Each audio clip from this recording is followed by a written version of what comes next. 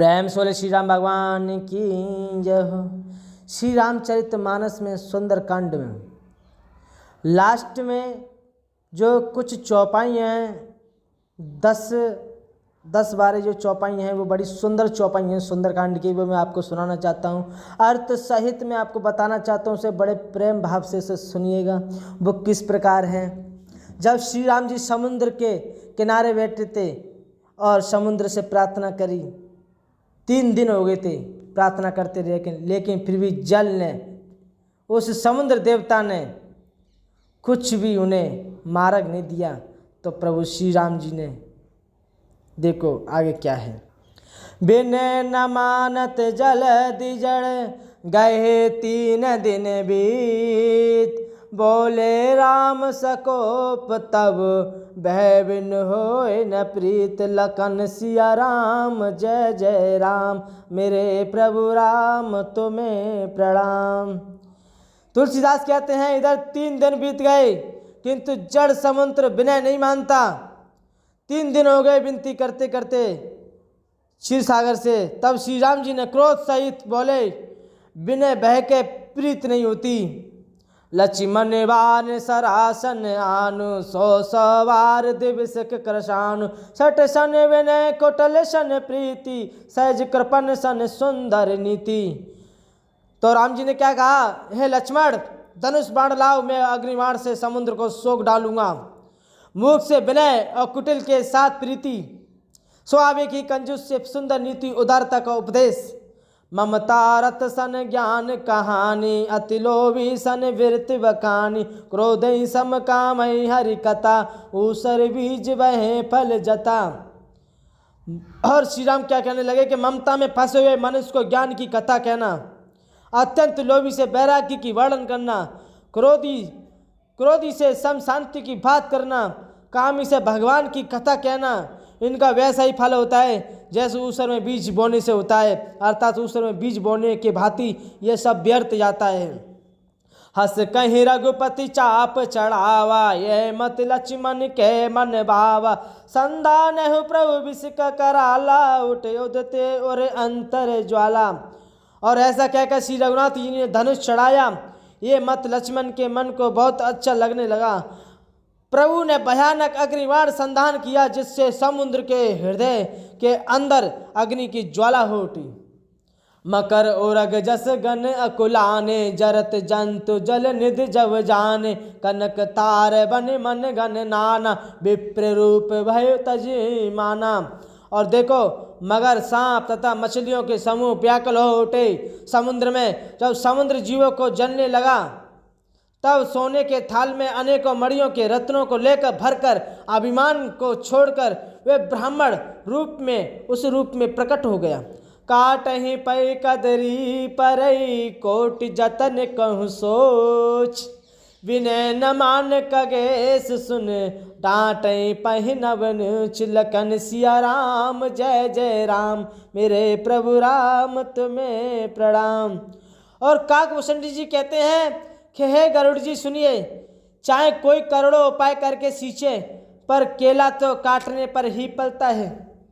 नीच विनय से नहीं मानता, वह डांटने पर ही झुकता है, रास्ते पर आता है। सब सिंधु गहे पद प्रभु केरे, चमौनाथ सब अवगुण मेरे, गगन समीर अनिल जन धरनी, इन्हें कहे नाथ सहज जड़ करनी। और देखो तुलसीदास कहने लगे, समुद्र ने भयभीत होकर प्रभु के चरणों को पकड़ा और कहा, हे नाथ मेरे सब गुण दोष क्षमा कीजिए, हे नाथ मेरी रक्षा कीजिए। आकाश वायु अग्नि जल और पृथ्वी इन सब की करनी स्वभाव से ही जड़ है, तब प्रेरित माया उपजाए, सृष्टि ये तो सब ग्रंथ निगाए, प्रभु आय सुजई कहे जस गए, सोतई भांति रहे सुख लही। और देखो तुलसीदास क्या कहने लगे, आपकी प्रेरणा से माया ने इन्हें सृष्टि के लिए उत्पन्न किया है।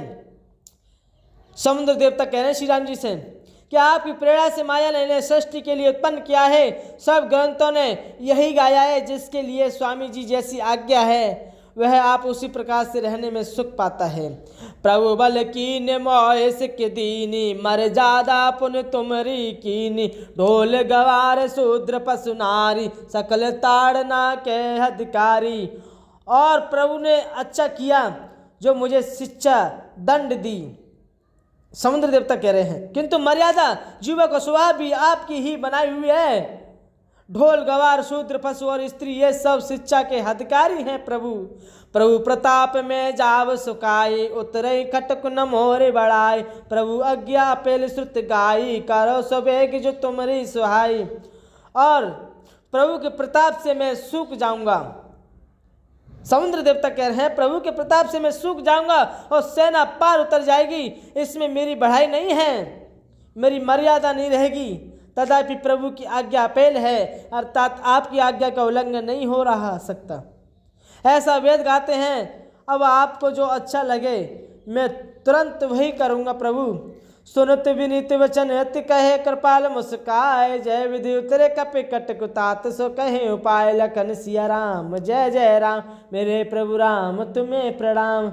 समुद्र के अत्यंत विनीत वचन सुनकर कृपालु श्री राम जी ने मुस्कुराकर कहा, हे तात, जिस प्रकार वानरों की सेना पार उतर जाए वह उपाय बताओ मुझे। नाथ नील नल कपिदो भाई, लड़काई रस आशीष पाई, तिनके परम किए गिरवारे, तरके जलद प्रताप तुम्हारे। और समुद्र क्या बोले? समुद्र ने कहा, हे नाथ, नील और नल दो भाई हैं, उन्होंने लड़कपन में ऋषि से आशीर्वाद पाया था। उनके स्पर्श कर लेने से भारी भारी पहाड़ भी आपके प्रताप से समुद्र पर तैर जाएंगे। मैं पुण्य धरे प्रभु ताई, करे बल अनुमान सहाय, हे विधिनाथ पयोधि बधाई, जय सुयस लोक ते गाये। मैं भी प्रभु की प्रताप को हृदय में धारण कर अपने बल से अनुसार जहाँ तक मुझसे बन पड़ेगा सहायता करूँगा। हे कृपालुनाथ, इस प्रकार समुद्र को बधाइए जिससे तीनों लोकों में आपका सुंदर यज्ञ यश गाया जाएगा। हे सर मम उत्तर तटवासी, यथुनाथ कल नर अगरासी, सुने कृपाल सागर मन पीरा, तुरतई हरि राम रन धीरा। इस बाण से मेरे उत्तर तट पर रहने वाले पाप राशि दुष्ट मनुष्यों का वध कीजिए।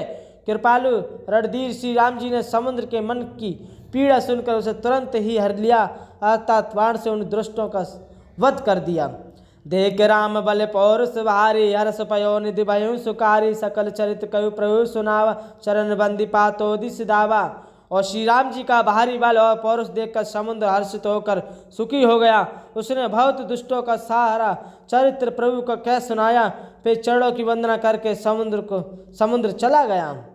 निज भवन गवनऊ सिंधु श्री रघुपति, ये मत बायऊ, ये चरित कलिमल हल जता मत, दास तुलसी गायऊ। सुख भवन संशय समन दवन, विषाद रघुपति, गुण गना तज सकल आस भरोस गावै, सुनई संतत सट मना।